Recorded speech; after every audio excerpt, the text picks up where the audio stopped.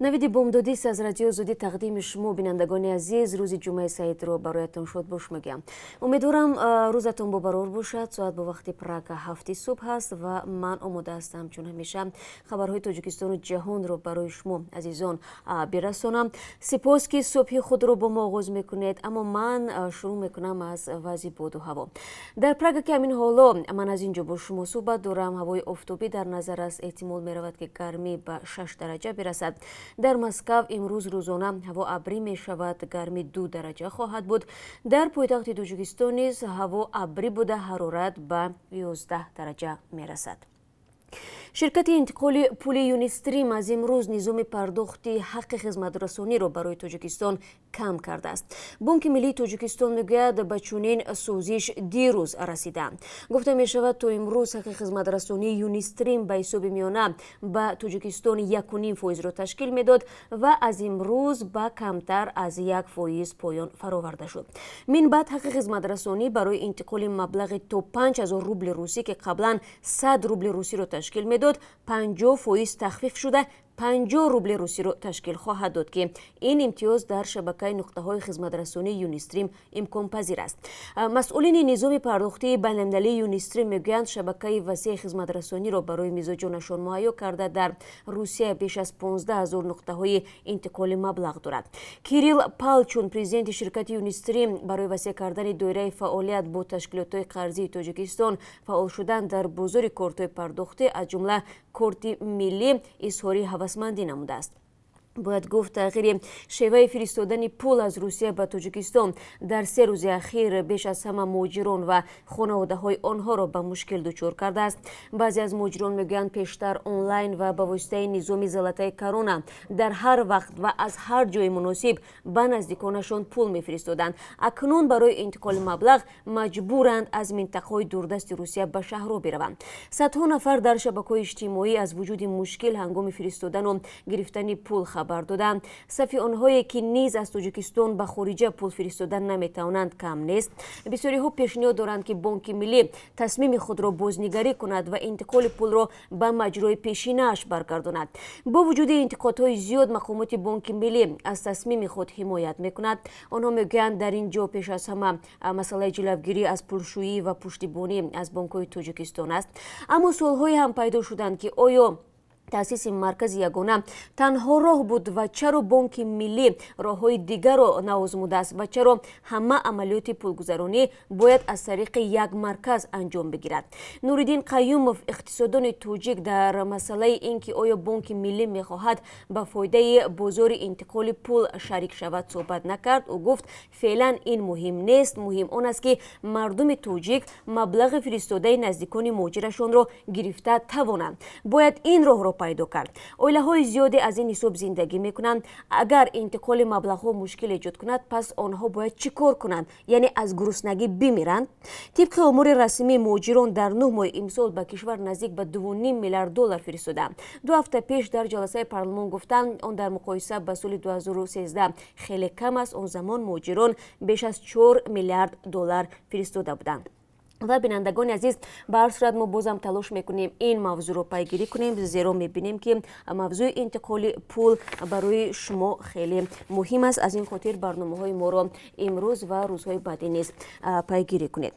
امامعلی رحمان رئیس جمهوری تاجیکستان به زودی بخشای مهم فعالیت حکومت در سال 2020 را اعلام خواهد کرد. او روز 26 دکبر به مجلس عالی و مردم پیام میدهد.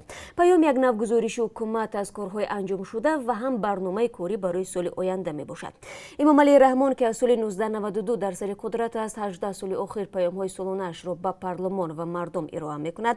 معمولا در پی ارائه پیام سالانه پرزیدنت گروه های ویژه تأسیس داده می شوند که نکته های سخنرانی امامعلی رحمان را به مردم شرح می دهند. به گفته کارشناسان بعد پیام بعضی از اصلاحات صورت می گیرد ولی در عموم اوضاع به طور چشمرس تغییر نمی کند. در سنت پترزبورگ روسیه یک مجری توجیک را در جستجو اعلام کردند که در کشتار یک زاده دیگری تاجیکستان متهم می شود. با نوشته خبرگزاری های روسیه قتل مجری 37 ساله روز 4 دکبر در یک منزل کمونالی در شهر سنت پترزبورگ رخ داده است. با قبل منبع به شعبه پلیس زنگ زده و گفته است که شوهر او با هموطنش جنجال می شود و به سینه‌اش زخم کرد خورده است. مرد حمله‌ور از جای حادثه فرار می کند. تا رسیدن کارمندان پلیس مهاجر مجروح هلاک می شود. در رابطه با این قضیه با گمان کشتار دلشاد مومینوف زاده تاجیکستان در جستجو اعلان شده است. در شهر خوروغ مرکز ولایت مختار کوهستانی بدخشان مشق‌های عملی تاکتیکی و ایتای تعیینات مخصوص وزارت کارهای داخلی دایر شده است. مشق‌ها در مرحله‌های گوناگون شرطاً پیشگیری کردن بی‌ترتیبی‌های عمومی، بی‌ضررگردانی گروه‌های تروریستانی سلاح به دست، نشان دادن مشق‌های عملی در شرایط کوهسار، دستگیر نمودن گروهی نشه‌جلبان که در محل اهالی نشین جای گرفته با خود غیر قانونی مواد مخدر و یراق‌های آتشفشان نگاه می‌داشتند. اینچنین از جانب گروه‌های تروریستی آزاد نمودن شخصان گروگان گرفته شده انجام شده.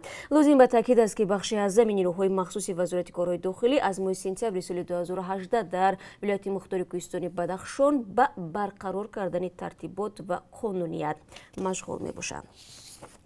با اشاره به نگرانی ها با عملکرد ایران در خاورمیانه، امریکا امکانی ارسال هزارها سرباز تازه نفس به این منطقه را بررسی دارد. روز 5 دکبر جون رود نماینده وزارت مدافع امریکا به وکیلان کنگره تفصیلات داد. اون نگفت که چه مقداری از نیروها به خاورمیانه فرستاده می شود، ولی گزارش مجله وال استریت رو که درباره ارسال 14,000 نفر حرف زده است رد کرد. رسانه های دیگر نوشتند که امریکا به خاورمیانه از 5 تا 7,000 افسر و سرباز خواهد فرستاد و آنها به 14,000 افسر و سربازی که حالا در خاورمیانه هستند همراه می شوند. منصبداران امریکایی درباره مکان جابجاشوی نیروها معلومات زیاد ندادند، ولی گفته می شود که فعالیت‌های تشویش‌آور گروه‌های رو به ایران باعث بررسی احتمال ارسال نیروها شده است. دپارتمنت دولتی آمریکا اطلاع می‌دهد که شاید نیروهای امنیتی ایران اثنای تعقیب اعتراضهای اخیر این کشور در رابطه با بالاروی نرخ بنزین تا 1,000 نفر را به قتل رساندند. روز 5 دکبر در این باره نماینده خاص آمریکا در امور ایران برایان هوک به خبرنگاران معلومات داد. پرزیدنت آمریکا دونالد ترامپ تعقیب اعتراضها را شدیداً محکوم نموده ابراز داشت که آمریکا با مردم ایران است. روز 15 نوامبر حکومت ایران نرخ بنزین را تا 200% بالا برد. در پی آن اعتراضهای مردمی آغاز یافتند و مقامات ایران اعتراضها را توسط نیروهای امنیتی پخش کردند. یک هفته در ایران اینترنت بسته بود. اکثر رسانه‌ها شماره قربانی‌های اعتراضها را بیش از 100 نفر نامیدند. سازمان دیدبان حقوق بشر امنستی اینترنشنال نوشته است که شماره قربانی‌ها بیش از 208 نفر است. با آغاز کورشکنی گسترده اتحادیه‌های کارگری فرانسه در اعتراض به طرح اصلاحات نظام نفقه یا بازنشستگی که از سوی حکومت ایمانوئل ماکرون مطرح شده است، روز پنجشنبه 5 دکبر بخش‌های کلانی از فرانسه از حرکت باز ماند. حرکت حدود 90% از قطارهای زود حرکت و قطارهای عادی متوقف شد و ایر فرانس حدود 30% از پروازهای داخلی و 15% از پروازهای بین‌المللی خود را لغو کرد. در پاریس حرکت قطارها در اکثر متروهای شهری متوقف و حرکت قطارهای اطراف شهر نیز به شدت دچار نابسامانی شد. موزه‌های اصلی شهر بنابر کمبود کارگران درهای خود را بستند. کنفدراسیون عمومی کار اعلام کرد که کارگران 7 پالایشگاه از 8 پالایشگاه کشور را مسدود کردند و در صورت ادامه اعتراضها ممکن است کشور با کمبود مواد سوخت روبرو شود. با گزارش خبرگزاری فرانس پرس روز پنجشنبه اکثر مکتب‌ها تعطیل و حرکت ماشین‌ها و اتوبوس‌ها قطع گردید. در استانه برگزاری دو راهپیمایی بزرگ هزاران نفر در پاریس تظاهرات کردند. رهبران اتحادیه‌های کارگری اعلام کردند که اگر طرح ایمانوئل ماکرون لغو نشود اعتراضها ادامه خواهد یافت. اتحادیه‌های کارگری میگویند که در نتیجه این تغییرات سن بازنشستگی افزایش و مبلغ نفقه کاهش خواهد یافت. پلیس اعلام کرده است که برای مقابله با بیش از 250 تظاهرات که قرار است در سراسر فرانسه برگزار شود آمادگی میگیرد. انتظار میرود که گروه‌های تندرو از جمله گروه‌های ضد کاپیتالیستی نیز در این اعتراضها اشتراک کنند. بازم برمیگردیم به خبرهای تاجیکستان و یادتون نرود که در آخر صحبت حتما از قرب روبل روسی در تاجیکستان یادآور خواهیم شد. وزارت کارهای داخلی از بازداشت زنی خبر می‌دهد که به مردم فریبی متهم می‌شود. به قول منبع این زن با طلا گویا به درد شهروندان درمان می‌بخشیده است. از جمله گفته می‌شود ضمن آموزش و مورد سنجش قرار دادن مراجعت‌های شهروندان و پیشبرد کارهای تفتیشاتی معین کرده شد که نجمیه جورایوا سال تولد 1982 و زاده نویه جلال‌الدین بلخی خود را به شهروندان با هر نام طبیب خلقی معرفی نموده میگفته است که با واسطه طلا بختکشا برآوردن سحر و جادو و اینچنین یک قطار بیماری‌های دیگر را نیز تبابت میکند. مثلا نام برده با مقصد آن که مناسبت‌های یک نفر زن 31 ساله ساکن پایتخت را با شوهرش خوب میکرده باشد، به باور او در آمده یک مقدار جواهرات ارزشمند طلایی را گویا دعاخوانی نموده در میانش بسته است. پس از چند لحظه با مقصد مراتب دوم دعاخوانی نمودن جواهرات طلایی را کشوده گرفته در جیبش پنهان کرده است. با این را به جبر دیده زیاده از 105,000 سومانی ضرر رسانده است. نجمیه جورایوا در مجموع در 9 مورد قلابی به مبلغ 66,000 دلار و بیش از 215,000 سومانی گمان بر می شود. حالا او در حبس پیشکی قرار دارد. وزارت کارهای خارجه تاجیکستان میگوید یادگاری سرزم شهر پنجکند به فهرست بزرگداشت‌های یونسکو وارد گردید و گفته این نهاد تشبس‌های تاجیکستان درباره تجلیل 5500 سالگی سرزم و 700 سالگی شاعری نامدار کمال خوجندی در کنفرانس کلی یونسکو که از 12 تا 28 نوامبر برگزار گردید با اتفاق آرام بر روی خط سالگردهای یونسکو پذیرفته شدند. باید گفت که تجلیل سالگرد سرزم باستانی 12 سپتامبر سال آینده به نقشه گرفته شده است.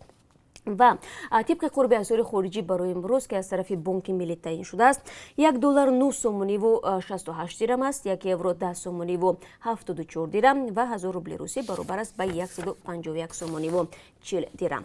و این چند خبری بود که من خواستم در این صبح بر وقت و در روز جمعه برای شما بگم و امیدوارم که شما همیشه ما را پیگیری میکنید، خبرات تازه را و دست اول را از رادیو آزادی میشنوید و تماشا میکنید و طور در بالا قید کرده ما کوشش میکنیم که در برنامه امروز نیز در مورد مشکلات انتقال پول از تاجیکستان به خارج و از خارج به تاجیکستان برای شما گزارش بدهیم. ما را پیگیری کنید و روزی با براری داشته باشید.